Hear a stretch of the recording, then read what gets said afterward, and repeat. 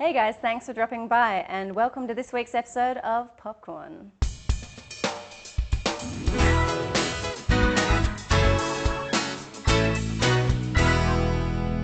Now, despite the Prime Minister's assertion that women are only good for one thing, that's right, ironing. The ABC is offering a scholarship for women in broadcast technology. The successful applicant will get 4 weeks of paid work at the ABC plus $1,000 in book allowances. So head to the ABC site for details. The Perth Centre for Photography is calling for entries for the 2015 Iris Awards, which is an international competition for new and unique portraiture. So find the most unique person you know and take a photo of them uniquely and enter them into the competition. There's some great prizes there. Good luck, everyone. The 2015 Augie Awards are now open for nominations, so if you actually know any professional writers, make sure you nominate them. All the details can be found at the Australian Writers Guild website.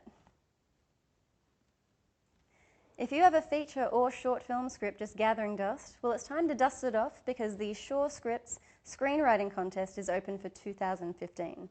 Sponsored by Celtex, some of the prizes even include cash. Yay, you can become a paid writer if you win. You probably won't, but your script will get read by some of the best. So get them in now, and good luck. Okay guys, audition notice time. Stirling Players are auditioning for the musical Gypsy on the 11th and 12th of April, and Phoenix Theatre is auditioning for children's musical Bugsy Malone on the 29th of March. Check their respective websites for details and book a time to audition. Time to be a star. Today I popped down to Pika to hang out with some of the cast members of the new performance piece, From the Rubble. Check it out. Hi guys, I'm here at Pika with two of the performers from the Rubble, the new performance from Perth Theatre Company. So I'm here with Michaela and May. Hi. Hi. Hi, how are you guys? Good. Thanks so much for being on the show. That's all right. Thanks for having us. So Michaela, tell me a bit about your background in performance. Well, I've been performing in Perth for pretty much since I left high school, which was like 8 years ago.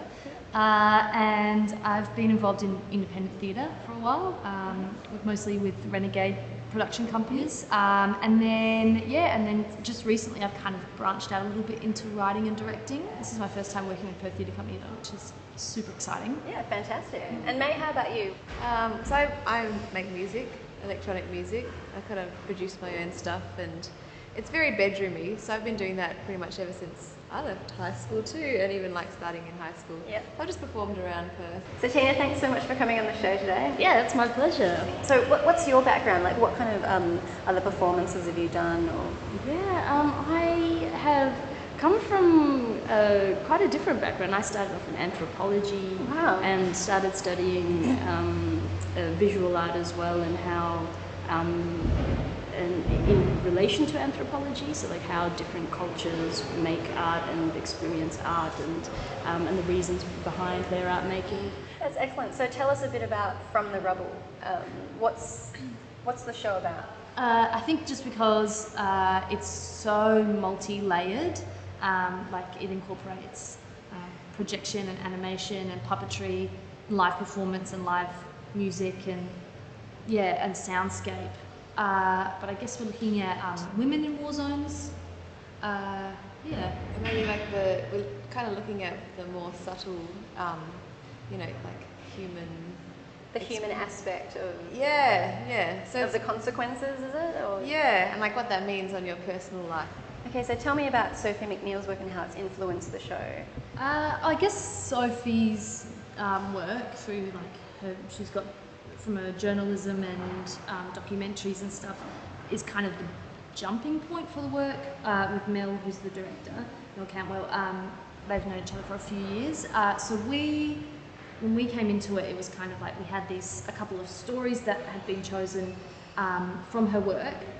We spent a couple of weeks last year looking at bits in each story and picking out what spoke to us through that and expanding on that. And it was really, Mel gave us some printouts of some transcripts from a few different stories. But then I went online and watched one of Sophie's stories about asylum seekers in Europe.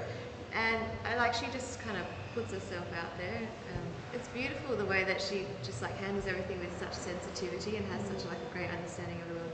So yeah, I guess that's inspirational. That's what we're trying to do, trying to be sensitive. And with the whole broadcast journalism slant on it with her stories, and also Tracy Vo, the newsreader, who's also part of the performance. Yeah, Tracy. So that's a really awesome aspect of the show, that Tracy comes in and, you know, she's a Channel 9 news presenter.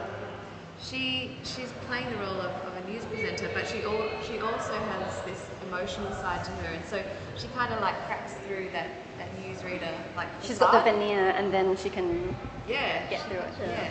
So tell us a bit about the production. You're in costume here, and you've got some little puppets with you. Yeah, I thought I might give you guys a little sneak peek into some of the design. So the show is based a lot around paper because of the projection that's there, and so the design that Phil and I worked on for the puppets kind of carries some of the design of the set over. So they're in paper as well, but you don't get to see much of them in the production. So we are their embodiment. Thanks to Michaela, May, and Tina for speaking with me today. I can't wait to see the performance.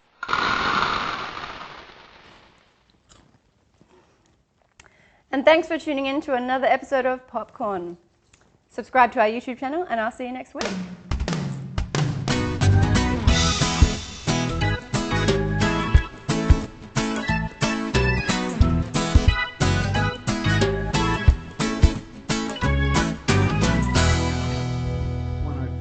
S1, 2.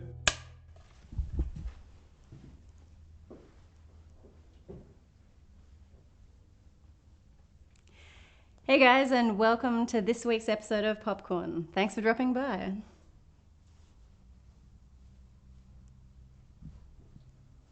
And cut.